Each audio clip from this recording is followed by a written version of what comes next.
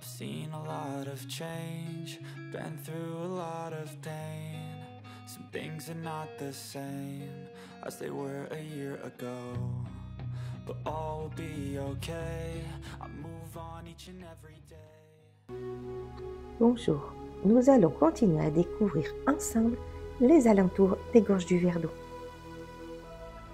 Nous voici à la plage de l'Amour, qui se situe au lac de Sainte-Croix, avec son eau turquoise d'un calme reposant, un lieu magique que l'on peut découvrir en famille, seul ou en amoureux.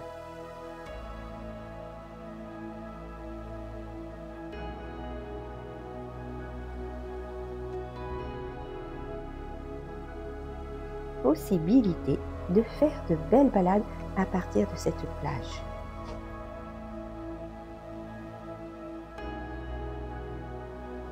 C'est aussi une bonne base pour partir en paddle, canoë, bateau gonflable.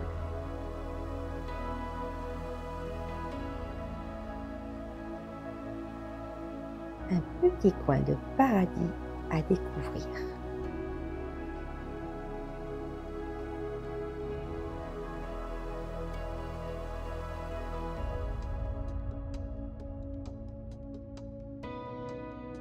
À 4 minutes, allons découvrir ensemble le pont de Sainte-Croix, appelé aussi pont du Galetas. Ce pont enjambe la rivière du Verdon, avec d'un côté les eaux turquoises du lac et de l'autre les gorges de Baudinard du Verdon. Il se situe entre Éguines et Moutier-Sainte-Marie.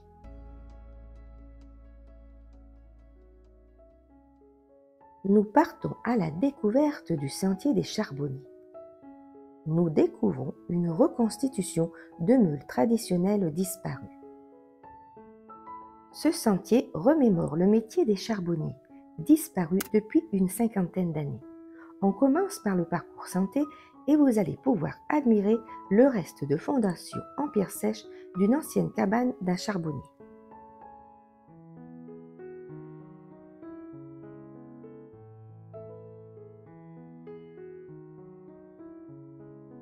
Un peu plus loin, une meule traditionnelle admirablement bien reconstituée.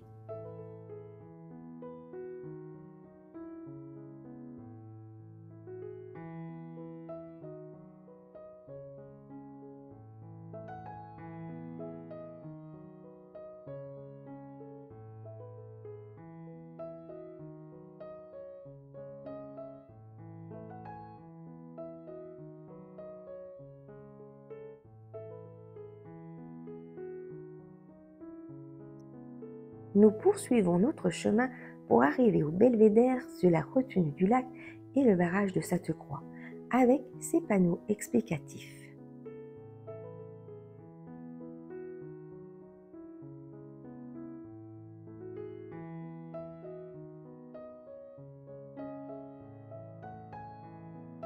Ces gorges sont un des canyons les plus grands d'Europe. Elles sont connues pour la belle couleur turquoise de la rivière du Verdon et ses grandes falaises.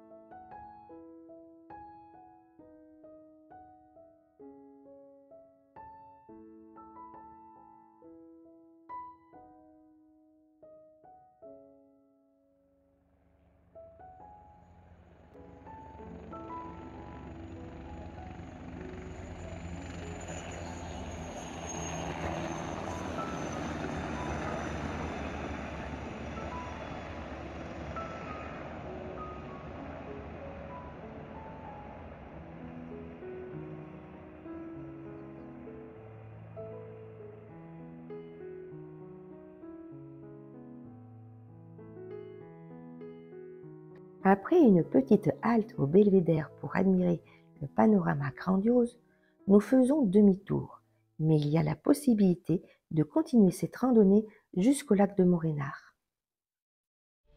En continuant notre route, nous découvrons la cascade de l'Urs-le-Lauzon. Une cascade majestueuse.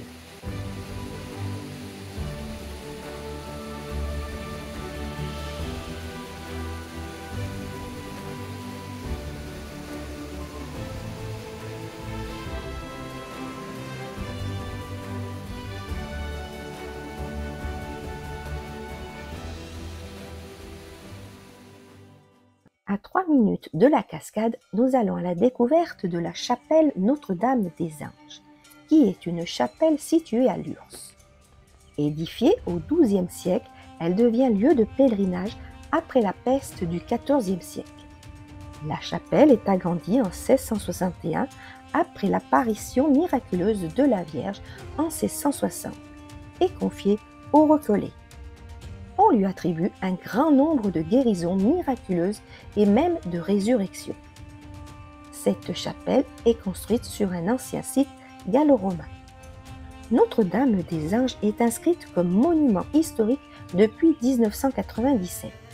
Elle est aussi une étape sur la route des pèlerins de Saint-Jacques de Compostelle.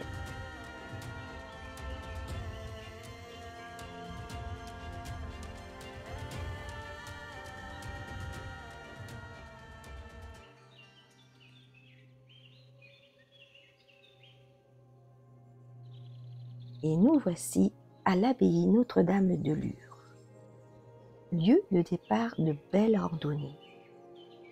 C'est un lieu chargé d'histoire qui mène à nous replonger à l'époque des colporteurs droguistes.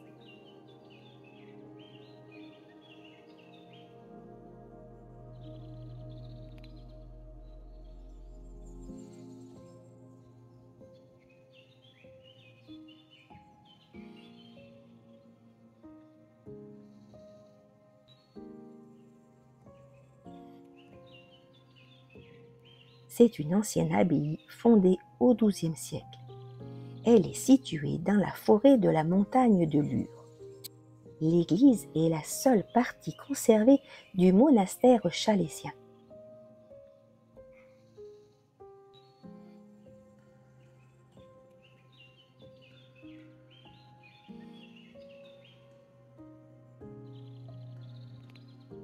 Ce site est inscrit sur l'inventaire supplémentaire des monuments historiques en 1980.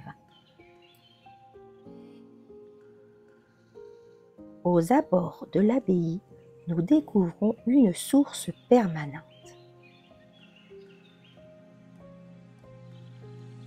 Des noyers et des tilleuls plusieurs fois centenaires sont au cœur d'une étrée.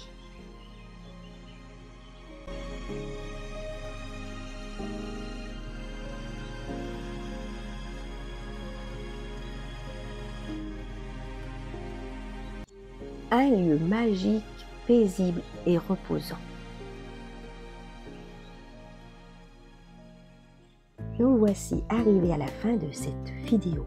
Mais dans le prochain épisode, on vous emmène avec nous pour découvrir des lieux encore insolites. On espère que cela vous a plu. N'hésitez pas à nous poser des questions et nous laisser un ou des commentaires sous la vidéo.